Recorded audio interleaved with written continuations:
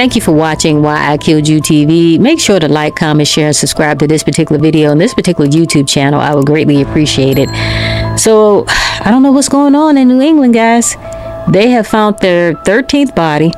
In New England, they're still sticking to their guns that they don't think they have a serial killer. Okay, that's what we're going to be talking about today. We're going to be talking about that 13th victim that they found, and we're going to talk about serial killers that have never been caught. Believe it or not, there are serial killers that have never been caught. Police sometimes can't link murders that have happened in different places to a serial killer, or the killer moves around too much. They're moving around, they can't be caught, or there simply isn't enough evidence to pin a killing or a murder on a particular serial killer. The FBI thinks that there are between 25 to 50 active serial killers in the United States right now that have not been found. And there are probably even more around the world. Some experts also say that during the 1900s, about 7 top serial killers died without ever being caught. And we're just going to take a look at a couple of these, and then we're going to go to talk about this 13th victim that they found out there in New England. So, like I said, we're only going to talk about a couple of these. I don't know if you guys remember the Babysitter killer in 1976 to 1977. I know I do. 4 girls ages 10 to 16 were attacked while babysitting in homes around Pontiac, Michigan. Despite dozens of tips and task force, investigators never identified the person responsible, and the cases still remain open. And I know I remember that one because I used to live in Michigan. I actually lived in Detroit, and so I remember this one all day long. And so we have Canada's Highway of Tears. Since 1969, that's a long time, more than 40 women and girls, mostly indigenous, have disappeared or been found dead along Highway 16 in British Columbia. The remote stretches of road and lack of witnesses have made it hard to link the crimes or catch who did it.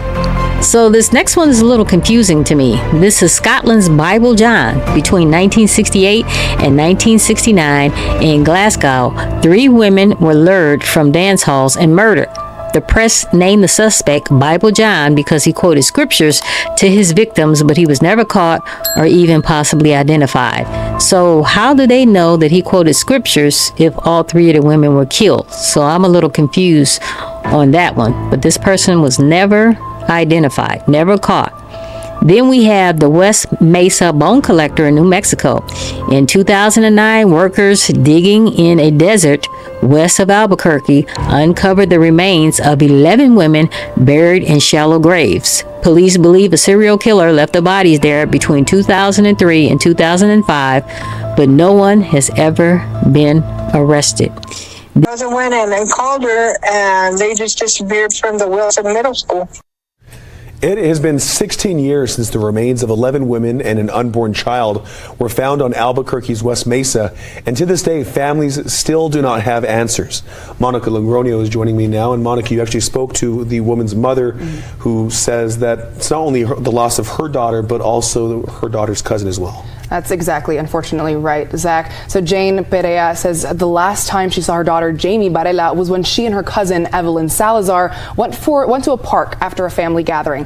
That was in 2004, nearly 5 years before their remains were found. And now 16 years after that shocking discovery, Jane says she's devastated because they still don't know who killed them and the other 9 women they found.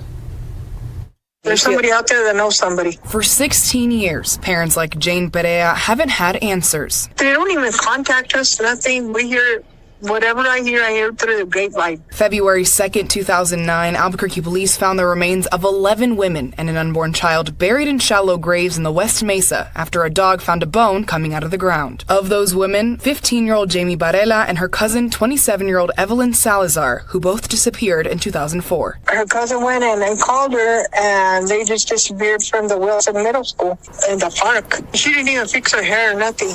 She was just like, I'll be back, you know. She had made plans to go with other people, but she never made it. Albuquerque police say they've received almost 1,500 tips since 2009 and are encouraging the community to keep calling.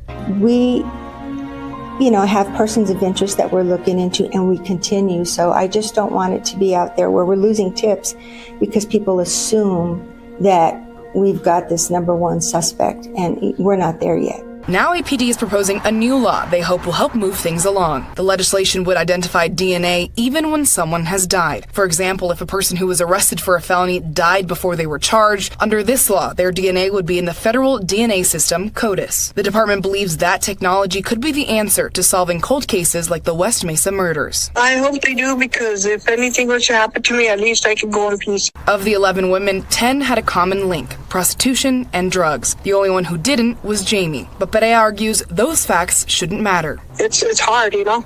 Like, they just threw them out there like nobody cares. It doesn't matter what they were doing. They were human beings, you know? Somebody's daughter, they were somebody's, you know, auntie.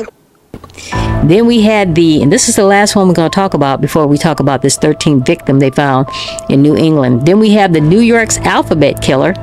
In 1971 to 1973, 3 young girls in Rochester, each with matching first and last initials like Alice Adams, were abducted and killed because of their initials.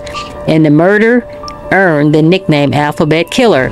And to this day, nobody knows who he or she was. A series of murders in New England has people worried a serial killer might be on the loose. 8 people, mostly women, have been killed between March and April across Connecticut, Rhode Island, and Massachusetts. Though authorities haven't confirmed a connection between the deaths, internet sleuths are drawing connections, including one Facebook group called New England SK, and internet sleuths on TikTok are sharing their theories. That there's an active serial killer dumping bodies and human remains all over southern New England is getting crazier by the minute. There's a big conspiracy online that there is not a Rhode Island serial killer, there's a New England serial killer.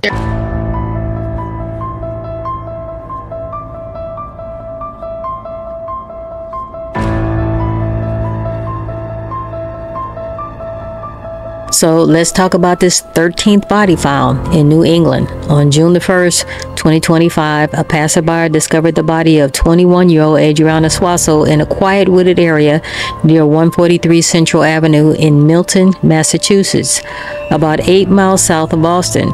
She was found around 11:45 a.m. on Sunday morning, and her family later confirmed she lived in Boston with no known ties to Milton.